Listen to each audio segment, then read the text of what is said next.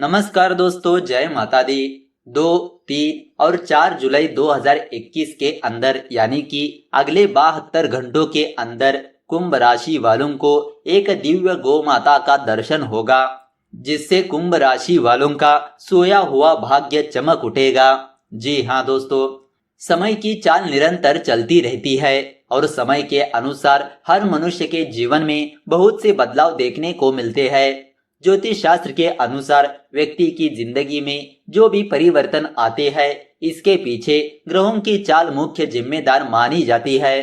ग्रहों में लगातार होने वाले बदलाव के कारण कभी व्यक्ति का जीवन खुशहाली पूर्वक व्यतीत होता है, तो कभी व्यक्ति को परेशानियों से गुजरना पड़ता है। जैसे ग्रहों की स्थिति राशि में होती है, उसी के अनुसार व्यक्ति को अपने जीवन में फल मिलता है। जी हाँ दोस्तों, लेकिन वीडियो शुरू करने से पहले मेरी आपसे रिक्वेस्ट है, अगर आपने अभी तक हमारे इस YouTube चैनल को सब्सक्राइब नहीं किया है तो प्लीज सब्सक्राइब कर दीजिए और नीचे कमेंट में जय माता दी लिखना मत भूलिए। तो चलिए बात करते हैं कुंभ राशि वालों की सामान्य राशि फल के बारे में। उच्च शिक्षा ग्रहण करने वाले जातकों के लिए दिन की शुरुआत उत्तम रहेगी। वहीं यदि आप विदेश जाकर पढ़ाई करने का सपना देख रहे हैं तो इस महीने के उत्तरार्ध में आपको कोई अच्छा समाचार सुनने को मिल सकता है।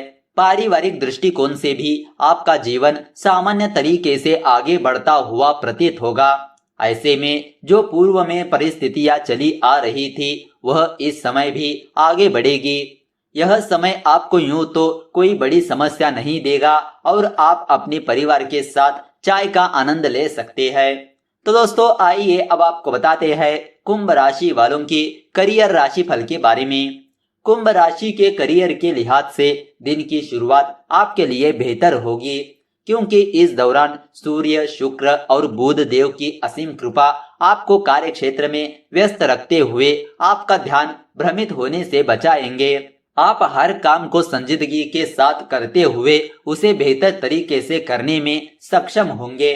आपका प्रदर्शन भी बेहतर होगा और आपके इसी जुनून को देख आपके वरिष्ठ अधिकारी और सहकर्मी जमकर आपकी सराहना करते हुए दिखाई देंगे।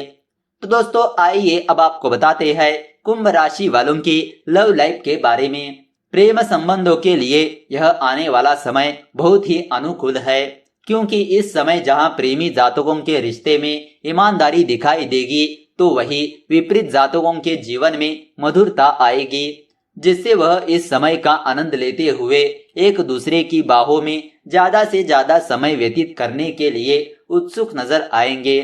साथ ही इस दिन आपको अपने प्रेमी से अपने संबंध बेहतर करने के कई अवसर भी मिलने वाले हैं। जी हाँ दोस्तों, तो दोस्तों आइए अब आपको बताते हैं कुंभ राशि वालों की स्वास्थ्य राशि फल के बारे में।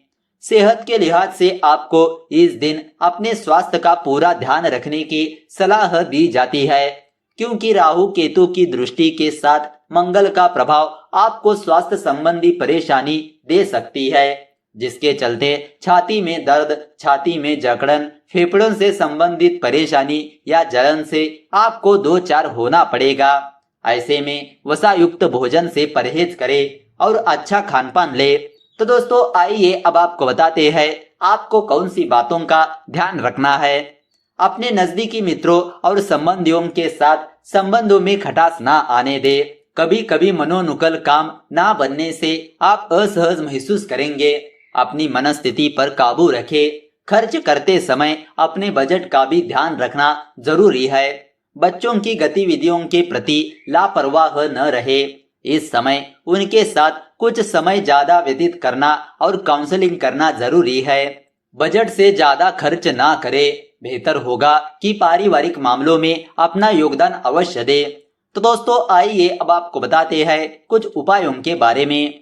नकली मोती धारण करने से जीवन पर पड़ता है बुरा प्रभाव। इस तरह से करें सच्चे मोती की पहचान।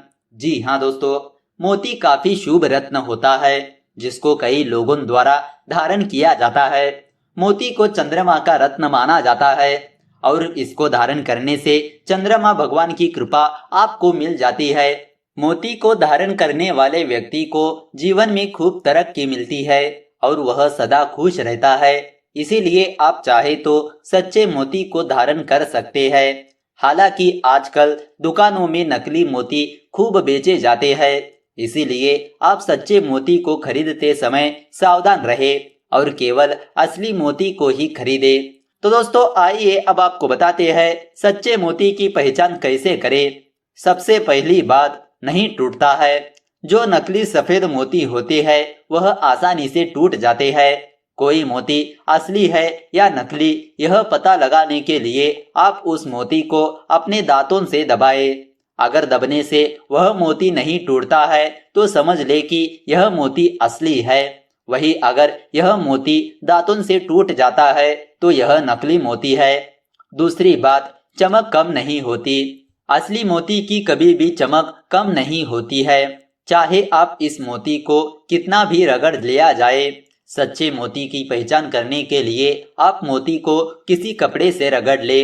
अगर रगड़ने से मोती की चमक कम होने की जगह और बढ़ जाती है तो समझ ले कि आपके पास जो मोती है वह सच्चा मोती है।